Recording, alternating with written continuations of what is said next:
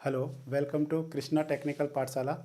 आज हम लोगों का लास्ट टॉपिक है ब्रिक से, जिसमें हम लोगों को स्टडी करना है टेस्टिंग ऑफ ब्रिक्स।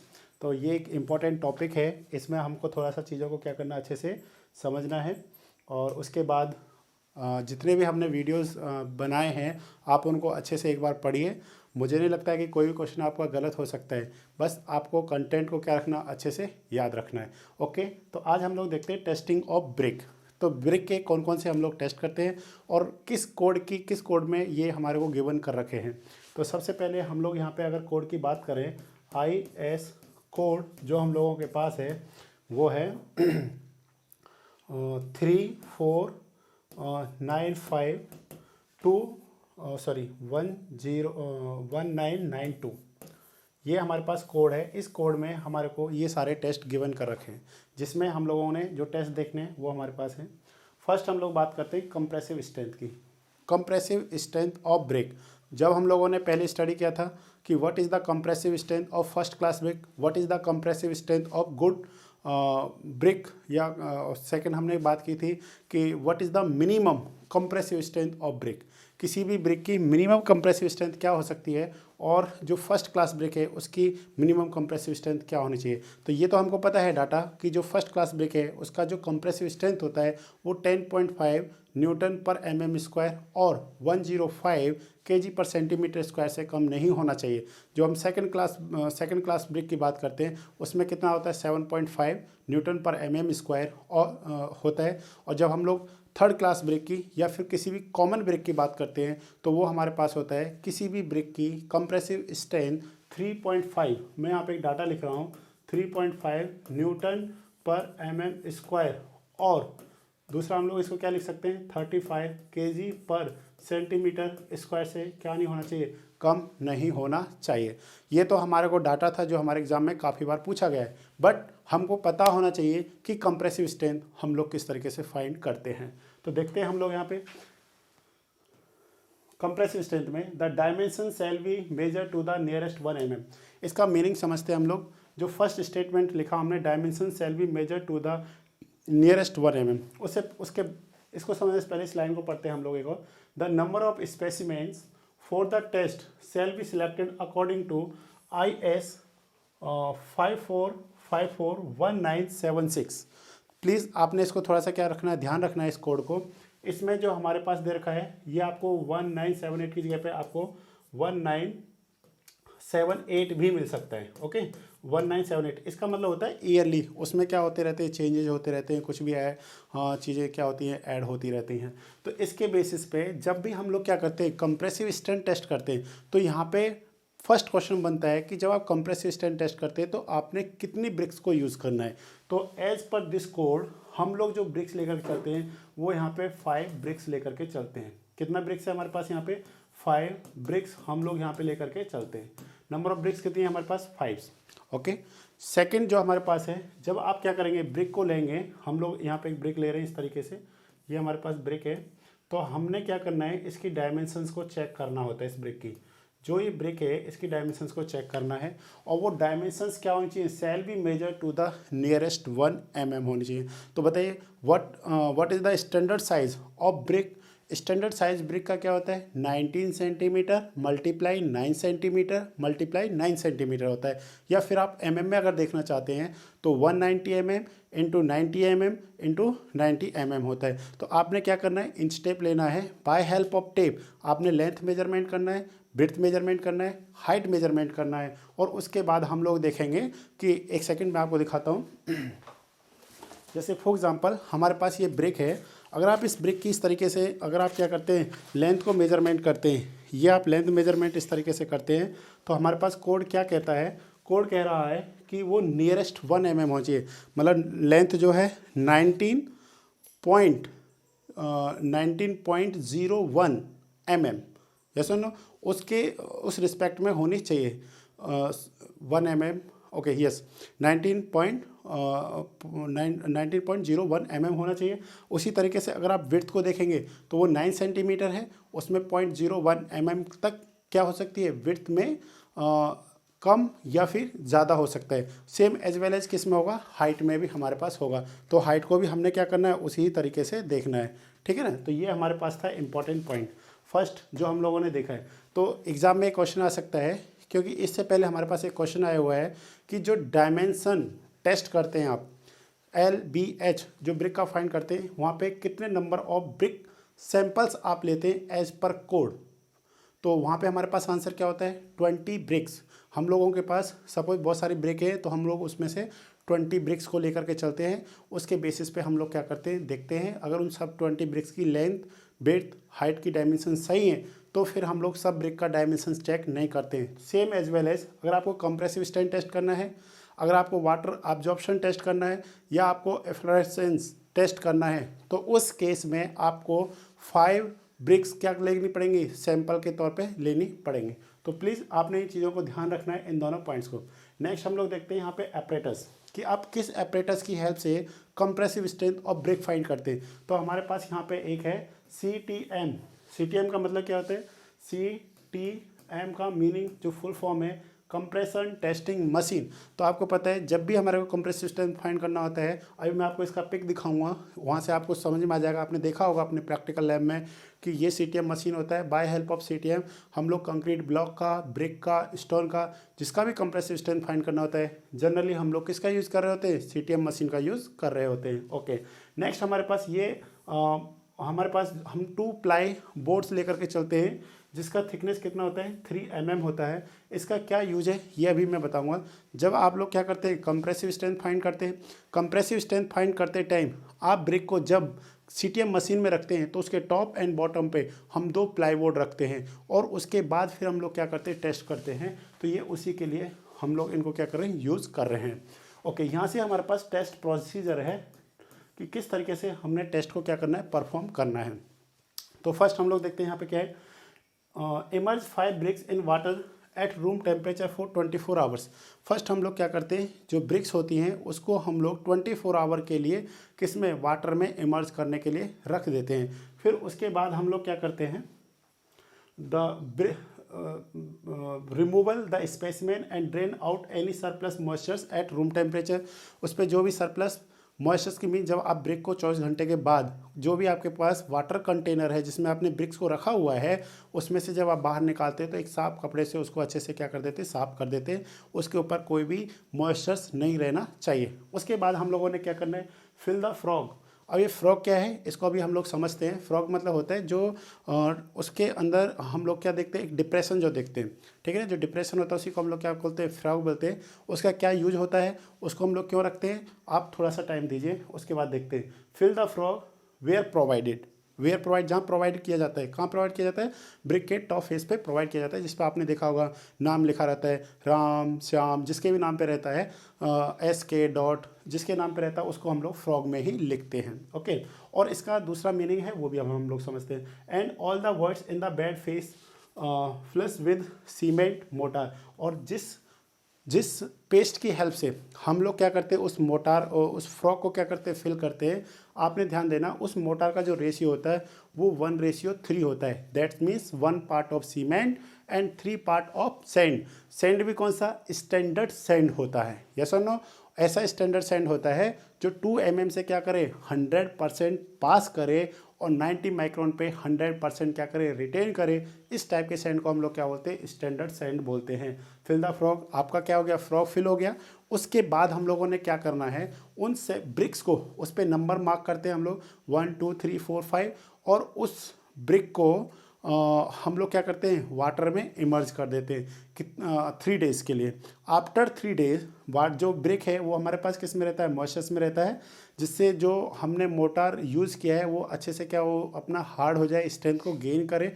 उसके बाद हम लोग क्या करते हैं, जो भी हमारे पास कंटेनर होता है जिसमें हम ब्रिक्स को रखते हैं, उस ब्रिक को वहाँ से क्या करते हैं, निकालते हैं। निकालने के बाद हम लोग क्या करते हैं, उसको CTM मशीन के पास लेकर के जाते हैं, और जब CTM मशीन के पास लेकर के जाते हैं तो फिर हम वहाँ से रिजल्ट्स पाते हैं, ठीक है।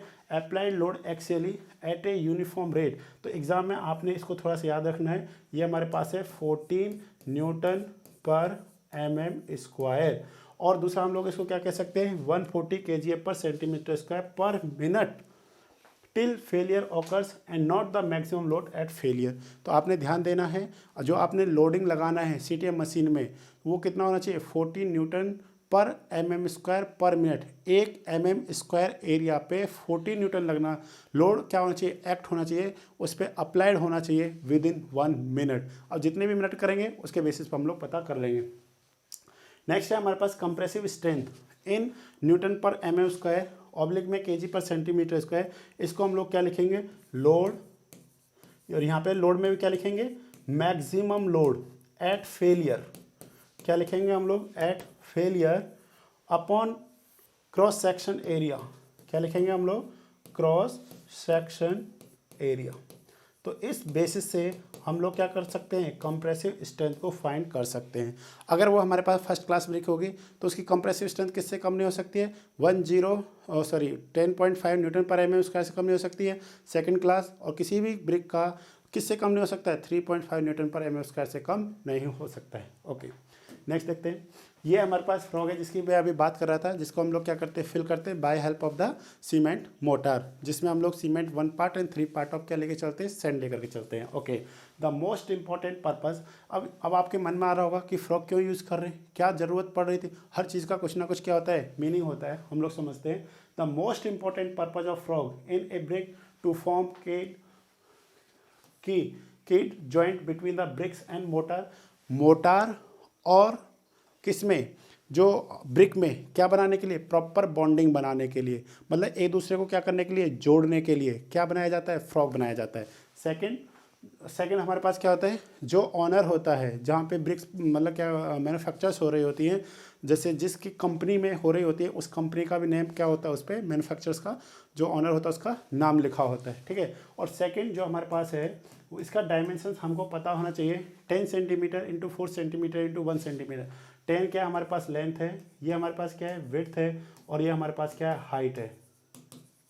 अगर आप इसको इस डायग्राम में देख पा रहे होंगे तो इस डायग्राम में आप इस ब्रिक में देखिए, जो हमारे पास ये जो लेंथ है, अगर आप इस लेंथ की बात करते हैं यहाँ पे, तो ये लेंथ हमारे कितना दे रखा होगा, 10 सेंटीमीटर। अगर आप इस विड्थ की बात करेंगे यहाँ पे तो ये कितना होगा हमारे पास 4 सेंटीमीटर। और अगर आप जो ये डेप्थ है, अगर आप इस डेप्थ की बात करते हैं इस तरीके से, जो हमारे को डेप्थ दे रखा है, ये हमारे पास कितना होगा, 1 सेंटीमीटर होगा। तो इसको हम लोग क्या बोलते हैं, फ्रॉग बोलते हैं। प्लीज़ आपने इस चीज़ को अच्छे से समझना है। फ्रॉग का मीनिंग क्या था, ये मोटार एंड ब्रिक्स में प्रॉपर जॉइंट या बॉन्डिंग बनाने के लिए यूज़ किया जाता है। दूसरा ऑनर का नाम, उस पर हम लोग क्या कर सकते हैं, लिख सकते हैं। एटलीस्ट हमको पता रहेगा कि ब्रिक किसकी है या कहाँ से हम लोग लेकर के आए हैं। तो इसी फ्रॉग को जब हम लोग क्या करते हैं, कंप्रेसिव स्ट्रेंथ फाइंड करते हैं, तो इसको हम लोग क्या कर देते हैं, इस तरीके से इसको पूरे को फिल कर देते हैं। और जो रेशियो है हमारे पास वो है 1:3, 1 part of cement and 3 part of standard sand, ठीक है। तो इस तरीके के रेशियो से हम लोग क्या करते हैं, इसको फिल करते हैं। नेक्स्ट हम लोग देखते हैं, ये हमारे पास क्या है, ब्रिक, जिसको हमने क्या करना होता है, टेस्ट करना होता है। ये है हमारे पास, देखिए ध्यान से प्लीज़, ये हमारे पास ब्रिक था, ये हमारे पास क्या है, ये हमारे पास जो है, ये इसको बोलते हैं हम लोग cement motor. Cement motor, what is this, this is the cement motor. और इस ब्रिक में देखिए आप ध्यान से, प्लीज़ इसमें ध्यान से देखिए, ये हमने यहाँ पे क्या कर रखा है, फ्रॉग को फिल कर रखा है। यहाँ पे कोई भी फ्रॉग आपको नहीं दिखाई दे रहा होगा, क्यों, क्योंकि हमको क्या चाहिए, एक स्मूथ फेस चाहिए, जिससे हम प्रॉपर उसको क्या कर सके, लोडिंग प्रोवाइड कर सके। और ये हमारे पास कौन सी मशीन है, ये हमारे पास है CTM। CTM का full form, what is the full form of CTM? CTM is compression testing machine. इसकी हेल्प से हम लोग क्या करते हैं, कंप्रेसिव स्ट्रेंथ फाइंड करते हैं। किस किस की कर सकते हैं, स्टोन की कर सकते हैं, सीमेंट की कर सकते हैं, या फिर आप कंक्रीट की कर सकते हैं, मोटर की, जिसका भी आप करना चाहते हैं उसका हम लोग करते हैं। ये डिस्ट्रक्टिव टेस्ट में आता है, ध्यान देना। आगे हम लोग पढ़ेंगे 2 टाइप्स के टेस्ट होते हैं, non destructive test and destructive test. तो जो कंप्रेशन CTM जो हम लोग यूज़ करते हैं, ये डिस्ट्रक्टिव टाइप का एग्जाम्पल होता है। अब हमने जब टेस्ट परफॉर्म किया तो जो ब्रिक होती है वो इस तरीके से ब्रेक कर जाती है। जिस लोड पर ये ब्रेक क्या की है, ब्रेक की है, उसी लोड को हम लोग क्या बोलते हैं, मैक्सिमम लोड। हमने बोला था लोड एट फेलियर होने पे जो लोड उसमें शो कर रहा है वो लोड डिवाइड में क्रॉस सेक्शन एरिया। अब डिपेंड करता है कि हमने कौन से एरिया को उसमें कंसीडर किया है। ओके, तो इस तरीके से हम लोग क्या करते हैं, कंप्रेसिव स्ट्रेंथ फाइंड करते हैं। सेकेंड टेस्ट जो हमारे पास है वो है water absorption test. Water absorption test का मीनिंग क्या होता है कि जो ब्रिक है वो कितने वाटर को क्या करती है, अब्जॉर्ब कर पाती है। इसको यहाँ पे हम लोग पता करते हैं। तो तो अभी हम लोगों को पता है जो गुड क्वालिटी ब्रिक होती है वो 20% ऑफ इट्स ड्राई वेट, वो अपने ड्राई वेट के 20% से ज़्यादा वाटर को क्या नहीं कर सकती है, अब्जॉर्ब नहीं कर सकती है। जो फर्स्ट क्लास ब्रिक होती है वो 12 to 16 टाइम्स, ध्यान से सुनना, first class brick 12 to 16 times से ज़्यादा वाटर को क्या नहीं कर सकती है, अब्जॉर्ब नहीं कर सकती है। बट आप कुछ बुक्स में क्या पढ़ेंगे कि फर्स्ट क्लास ब्रिक 20% से ज़्यादा वाटर को अब्जॉर्ब नहीं करती है। और दूसरा 1/6 ऑफ इट्स वेट, ध्यान देना, ड्राई वेट, उससे ज़्यादा वाटर को क्या नहीं कर सकती, अब्जॉर्ब नहीं कर सकती है। जो सेकंड क्लास ब्रिक होती है वो 22% से ज़्यादा क्या नहीं कर सकती है, वाटर को अब्जॉर्ब नहीं कर सकती है। और जो थर्ड क्लास ब्रिक होती है वो 25% ऑफ इट्स ड्राई वेट, उससे ज़्यादा वाटर को क्या नहीं कर सकते, अब्जॉर्ब नहीं कर सकती है। 20, 22, 25। और दूसरा हमारे पास क्या है 12 to 16, यस और नो, 12 to 16%। अगर आपको कहीं 12 to 16% है दैट्स मीन्स वो करेक्ट आंसर है, ठीक है। तो डिफरेंट बुक्स में कुछ कुछ डिफरेंट आपको डाटा दे रखा है, पर जो मैं डाटा आपको बोल रहा हूँ वो आपको किसी न किसी मतलब किसी पर्टिकुलर बुक में ही मिलेगा जहाँ से मैं बोल रहा हूँ, ठीक है ना। तो इसलिए आप उसको करेक्ट कर सकते हैं। नेक्स्ट देखते हैं, the dimension shall be measured to the nearest 1 mm। Already मैंने आपको पहले एक्सप्लेन कर दिया है। और यहाँ पे कितना ब्रिक्स लेना है आपने, जो टेस्ट सैंपल है हमारे पास, जो आपके पास टेस्ट सैंपल होंगे वो कितने होंगे आपके पास, टेस्ट सैंपल हमारे पास यहाँ पे 5 ब्रिक्स हम लोग क्या करके चलेंगे, कंसीडर करके चलेंगे। टेस्ट सैंपल में 5 ब्रिक्स लेनी है। और वही सेम हमने अभी आपको बताया था, इस तरीके से जब आप क्या करते हैं, लेंथ लेते हैं या विड्थ को मेजरमेंट करते हैं तो वो कितने mm से, 1 mm से ज़्यादा नहीं होनी चाहिए एज पर कोड।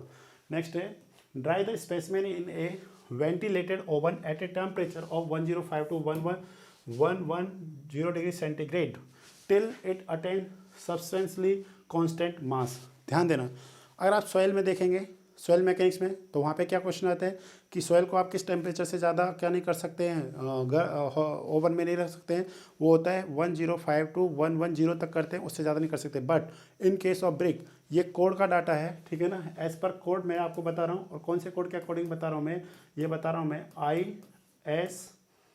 IS, ये हमारे पास है 3495, ठीक है, 3495, सॉरी यहाँ पे लिख नहीं पा रहा, 34951992 के बेसिस पे मैं बता रहा हूँ आपको। तो वहाँ पे टेम्परेचर जो दे रखा है वो 105 to 115 डिग्री सेंटीग्रेड दे रखा है। नेक्स्ट हम लोग क्या करेंगे, cool the specimen to room temperature and obtain its weight M1। हम लोग क्या करते हैं, उसका वेट फाइंड करेंगे और वो वेट क्या होगा हमारे पास, M1 होगा। कब, जब हम लोग उसको ओवन में से निकालेंगे। ओवन में क्यों रखें, हम लोगों ने ड्राई वेट लेना है, उसमें कोई भी मॉइस्चर कंटेंट नहीं होना चाहिए। और आपको पता है अगर temperature more than 100 degree centigrade होता है तो जो भी वाटर या मॉइस्चर्स होता है वो इवेपोरेट कर जाता है। नेक्स्ट हम लोग देखते हैं यहाँ पे, water absorption percentage by burst after 24 hour immersed in cold water is given the following formula. वो अभी मैं फार्मूला आपको बताता हूँ। तो यहाँ पे जो वेट आएगा वो हमारे पास कौन सा होगा, वो हमारे पास होगा M2। तो जो मॉइस्चर्स कंटेंट का जो फॉर्मूला है परसेंटेज में अगर आप देखेंगे तो वो हमारे पास क्या होगा, M2 माइनस M1 मल्टीप्लाई कितना हो जाएगा, 100। किस में आपको चाहिए आंसर, परसेंटेज में चाहिए।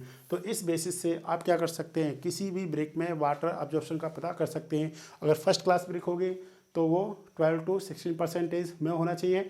अगर वो सेकंड क्लास ब्रिक है तो 16 से ज़्यादा होता है। बट कुछ बुक्स में क्या दे रखा है, वो 22% से ज़्यादा वाटर अब्जॉर्व नहीं कर सकता। अगर थर्ड क्लास ब्रिक है तो वो 25% से ज़्यादा वाटर को क्या नहीं कर सकता, अब्जॉर्व नहीं कर सकता है। और वो हम लोग किसकी हेल्प से करेंगे, by help of this. M2 कौन सा वेट है, जब आप ब्रिक को हॉट करने के बाद रूम टेम्परेचर पर कोल्ड कर लेते हैं, फिर उसको हम लोग क्या करते हैं, बकेट में 24 आवर के लिए क्या कर देते हैं, इमर्ज कर देते हैं। जितना वो वाटर को क्या करती है, अब्जॉर्ब करती है, तो उसका वेट क्या होता है, ज़्यादा होता है। तो M2 इज ग्रेटर देन क्या होता है, M1 होता है।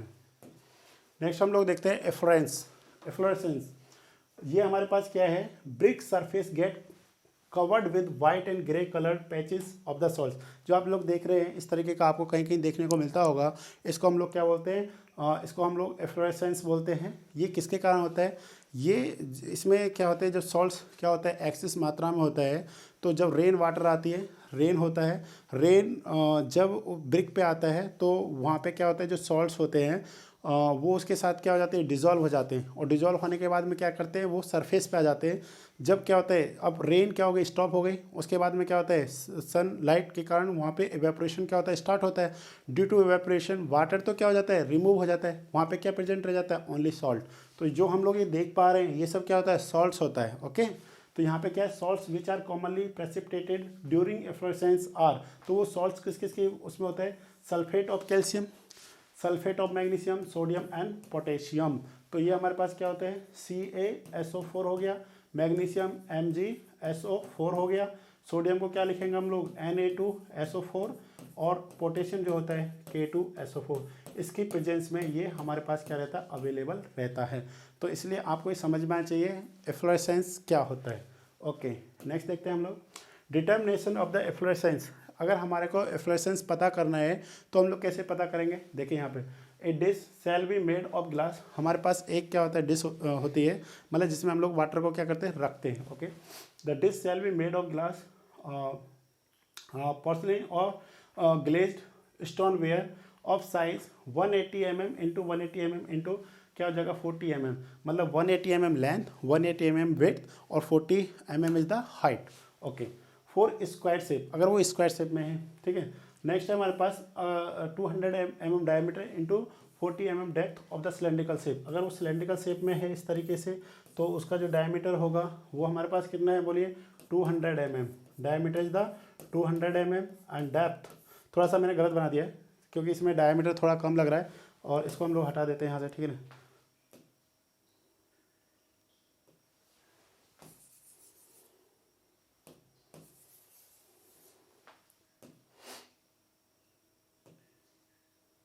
हम लोग सही से देखते हैं, डायमीटर क्या है, ज़्यादा है, ठीक है, और जो डेप्थ है वो क्या है, बहुत कम है, इस तरीके का रहता है। ये अब सही है। तो यहाँ पे जो डाया है हमारे पास, ये कितना है हमारे पास 200 mm, और डेप्थ जो होना चाहिए वो कितना होना चाहिए हमारे पास 40 mm होना चाहिए। इससे बिल्कुल क्लियर हो जाना चाहिए कि हाँ कुछ ऐसा ही रहा होगा। या फिर हमारे पास क्या है 180 इस तरीके का, ठीक है, इसको थोड़ा सा इस तरीके से कर लीजिए आप, ठीक है। और इसका जो डेप्थ होगा हमारे पास इस तरीके का, अगर आप देखेंगे ये हमारे पास कितना है 40 mm का डेप्थ है, इस तरीके का होगा, ठीक है। ये ग्लास का बना होगा, नीचे प्लेट्स है, इसमें हम लोग क्या करते हैं, वाटर को इसमें फिल करते हैं। नेक्स्ट देखते हैं, place the end of the brick in the dish, the depth of immersion in water being 25 mm। देखिए प्लीज़ ध्यान से, कितनी ब्रिक्स लेकर चलनी है हमने यहाँ पे, 5 ब्रिक्स। मैंने आपको बताया था कंप्रेसिव स्ट्रेंथ, वाटर ऑब्जॉर्प्शन के लिए, और ये किसे हमारे पास एफ्लोरेसेंस के लिए कितने सैंपल लेकर चल रहे होते हैं, हमको 5 सैंपल्स लेकर के चलने होते हैं। तो हम लोग यहाँ पे क्या करते हैं, पहले सबसे पहले ब्रिक को हमने क्या करना है, इस तरीके से इसको रखना है ब्रिक को, ठीक है। एक ब्रिक, दूसरा हमारे पास क्या है इस तरीके से सेकंड ब्रिक, इस तरीके से हमने 5 ब्रिक्स को इसमें फिल करना है, रख देना है। फिर हमने इसमें क्या करना है, वाटर फिल करना है। और वाटर कितना फिल होना चाहिए, it is a important question. Water कितना चाहिए 2.5 सेंटीमीटर और 25 mm हमने इसमें क्या करना है, फिल करना है। कैसे पता करेंगे, by help of the scale. अभी मैं आपको दिखाऊंगा एक छोटा सा वीडियो, वहाँ से आपको क्लियर हो जाएगा किस तरीके से होता है, ठीक है ना। Place the end of brick in dish, the depth of immersion in water being 25 mm। Next हमारे पास keep the dishes in a warm room, और इस टेम्परेचर को कितना मेंटेन करके रखना है हमने, 18 डिग्री से 30 डिग्री सेंटीग्रेड तक हमने क्या रखना है, वाटर को मेंटेन करके रखना है। ऐड द फ्रेश वाटर, हमने पहले वाटर रखा, ब्रिक रखी, तो आपको पता है ब्रिक वाटर को क्या कर जाएगा, अब्जॉर्व कर लेगा। उसके बाद फिर से हमको जैसे हल्का हल्का ड्राई से जब दिखने लगेगा, फिर से हम लोग इसमें क्या करेंगे, वाटर फिल करेंगे सेकंड टाइम। जब वाटर को सेकंड टाइम फिल करेंगे तो फिर कितना डेप्थ करना है, सेम 2.5 सेंटीमीटर डेप्थ हमने फिर से इसको फिल करना है। At the fresh water quantity of distil water when the bricks appear having drying. पहली बार जब हमने वाटर को फिल किया, ब्रिक्स को रखा, तो ब्रिक्स ने वाटर को क्या कर लिया, ऑब्जर्व कर लिया, सोख लिया, मतलब वहाँ पे वाटर क्या हो गया, ख़त्म हो गया। उसके बाद हमने दोबारा वाटर उसमें ऐड किया, फिर से ब्रिक क्या कर लेती है, उसको सोख लेती है, ठीक है ना। At the end of second drawing, मतलब जब दोबारा हमने वाटर को क्या किया, इसमें फिल किया, तो ब्रिक ने क्या कर लिया, उस वाटर को ड्राई कर दिया, मतलब इसमें वाटर नहीं है, सोख लिया, मतलब ऑब्जर्व कर लिया। तो उसके बेसिस पे हम लोग क्या करते हैं, एफ्लोरेसेंस को फाइंड करते हैं। अब देखिए ये हमारे पास इंपॉर्टेंट डाटा है। इस बार जो आपने जिस भी स्टूडेंट्स ने ESC का पेपर दिया होगा, ESE 2020 का, जिन्होंने प्री का पेपर दिया होगा, उसमें यहाँ से क्वेश्चन बना था कि नील का मतलब क्या है, if the deposits of the efflorescence is imperceptible. Imperceptible का मीन्स क्या होता है, टू स्मॉल, मतलब बहुत हल्का है, जो दिखने वाला भी नहीं है, ठीक है ना के बराबर होता है, उसको हम लोग बोलते हैं नील। नेक्स्ट हमारे पास स्लाइड का बोलेंगे, if efflorescence is less than, sorry यहाँ पे लेस देन आएगा, less than 10% of the exposed brick area, जितने एरिया को एक्सपोज किया गया है उसका सिर्फ क्या होना चाहिए, 10% से क्या होना चाहिए, लेस देन होना चाहिए। अगर ऐसी कंडीशन है तो उसको हम लोग स्लाइट एफ्लोरेसेंस बोलते हैं। नेक्स्ट है मॉडरेट, यही क्वेश्चन आया था कि उन्होंने बोला था कि मॉडरेट के केस में, या फिर उन्होंने बोला था कि 10 to 50 के परसेंट में अगर इतने बीच में एरिया को अगर क्या करता है, कवर करता है, तो वो उसको कौन सी कंडीशन बोलेंगे हम लोग, तो उसको हम लोग क्या बोलते हैं, मॉडरेट। ठीक है ना, क्या बोलते हैं, मॉडरेट एफ्लोरेसेंस बोलते हैं। नेक्स्ट है हमारे पास heavy, if efflorescence is more than 50% of the exposed brick area, अगर ब्रिक एरिया को क्या करता है, मोर देन 50% क्या करता है, कवर अप कर लेता है, तो उसको हम लोग क्या बोलते हैं, हैवी एफ्लोरेसेंस बोलते हैं। और लास्ट है हमारे पास serious, when brick is a heavy deposit of salts accompanied by powdering और फ्लैकिंग ऑफ द एक्सपोज सरफेस, अगर वो पाउडर की फॉर्म में आ जाता है, उस पर लगा रहता है, तो उसको हम लोग क्या बोलते हैं, सीरियस केस बोलते हैं। तो प्लीज़ आपको इसको ध्यान रखना है, नील में 0% होता है, इसको आप यहाँ पे क्या लिख सकते हैं, अप्रोक्सीमेट, ये क्या होता है, 0% होता है। ओके, स्लाइट में एफ्लोरेसेंस, ओके, मॉडरेट में फ्लोरेसेंस इज बिटवीन 10% to 15% होता है। इस तरीके से आपने इसको याद रखना है। प्लीज़ यहाँ पे देखिए, ये हमारे पास ब्रिक्स है, ब्रिक्स को हमने इस ऑर्डर में क्या करना होता है, रखना होता है। और यहाँ पे लिखा हुआ है distil water fill up to 2.5 centimetre height, water कितने डेप्थ तक फिल करना है, 2.5 सेंटीमीटर हाइट तक करना है। और ये हमारे पास क्या, एक फ्लैट ट्रे है। एक और चीज़ देखिए यहाँ पे, जब भी क्या होता है, एफ्लोरेसेंस हो जाता है, ये किसके कारण होता है, जब रेन वाटर किसके कांटेक्ट में आता है, सॉल्ट्स के कांटेक्ट में आता है, तो हमको ये फ्लोरेसेंस देखने को मिलता है। तो इस केस में आप क्या करेंगे, बोले क्या कर सकते हैं आप, ऐसा तो नहीं ब्रिक को हटा करके नया ब्रिक लगाएंगे, नहीं, हमारे पास बहुत सारे ऐसे केमिकल्स हैं मार्केट में जिसका क्या करके स्प्रे करके हम उस जो सॉल्ट उस पर दिख रहा है या डस्ट है, उन सबको हम लोग हटा सकते हैं यहाँ से। तो ये एफ्लोरेसेंस एंड रस्ट रिमूवल हमारे पास होता है, केमिकल्स होते हैं, इनको हम लोग यूज़ करके हटा सकते हैं। ओके, नेक्स्ट है हमारे पास लास्ट टेस्ट ऑफ द, ये हमारे पास डायमेंशन टेस्ट IS 10771970, ये हमारे पास IS कोड है। अब देखिए ध्यान से, यही क्वेश्चन आया है हमारे एग्जाम में, ये वाला जो क्वेश्चन है कि जब भी आप डायमेंशन टेस्ट ऑफ ब्रिक करते हैं तो कितने नंबर ऑफ सैंपल्स लेकर चलते हैं। तो डायमेंशन टेस्ट के केस में हमने 20 सैंपल्स लेकर के चलने हैं, बाकी सब में कितने लेकर चलने होते हैं, 5 सैंपल्स लेकर के चलने होते हैं। नेक्स्ट है स्टैंडर्ड साइज ऑफ ब्रिक कितना होता है, 90 सेंटीमीटर, 9 सेंटीमीटर इंटू 9 सेंटीमीटर। अब आप कहेंगे सर ऐसा क्यों, ये यहाँ पे क्यों बता रही है, तो ऑलरेडी बता चुके हैं, क्योंकि हमने यहाँ पे लेंथ, विड्थ और हाइट का मेजरमेंट करना है। तो देखिए कैसे, यहाँ पे आप देखिए एक छोटा सा फिगर देखिए, आई थिंक आपको दिख रहा होगा, हमने यहाँ पे इसको लेंथ के बेसिस पे इसको रखा है। तो थोड़ा सा मैं आपको समझाता हूँ, एक सेकेंड। जैसे देखिए, ये हमारे पास ब्रिक 1 है, ये ब्रिक 2 है, इस तरीके से पहले हमने क्या करना है, इस तरीके से रखना है, 1 2 3 4, इस तरीके से हमने 20 ब्रिक्स को रखना है और उसका लेंथ मेजरमेंट करना है। अगर वो लेंथ इस रेंज में आती है 20 सेंटीमीटर केस में, तो उसको हम लोग बोलेंगे A क्लास ब्रिक। अगर वो इस केस में आती है तो उसको हम लोग बोलेंगे B क्लास ब्रिक। अगर विड्थ के केस में देखते हैं, विड्थ के केस में अगर आप देखेंगे तो इस तरीके से 1, ये हो गया विड्थ, 1 2 3 4 5, इस तरीके से देखेंगे तो वो इस रेंज में आना चाहिए। अगर हम लोग किस में देखते हैं, हाइट के केस में देखते हैं, तो हमने ब्रिक को कुछ इस तरीके से रखना है, 1 brick, 2nd brick, 3rd brick, 4th brick, 5th brick, इस तरीके से हमने देखना है। तो ये हमारे पास इस तरीके से अगर आता है, तो ये हमारे पास था डायमेंशन टेस्ट। कोड याद रखना है, कितने नंबर ऑफ सैंपल्स यूज़ करते हैं, 20। ओके, अब एक छोटा सा वीडियो देखिए बस।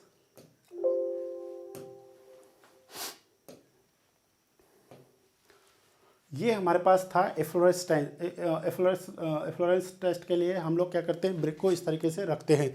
और इसमें थोड़ा सा अगर आप देखना चाहेंगे तो इसमें देखिए, ब्रिक को हमने क्या करना है, इस तरीके से रखना है। यहाँ से हम लोग क्या करते हैं, इसमें वाटर ऐड करते हैं।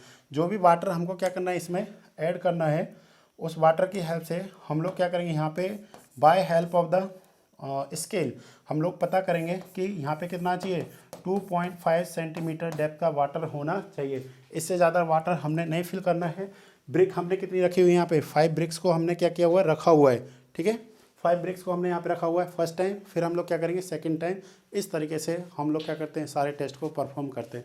ओके, आई थिंक आपको ये चीज़ समझ में आई होगी। ब्रिक के हमने सारे टॉपिक्स पढ़ाए हैं, सो प्लीज़ आप इसको अच्छे से पढ़िए, अपने फ्रेंड्स में शेयर कीजिए और आप भी इस चैनल को क्या करिए, सब्सक्राइब कीजिए।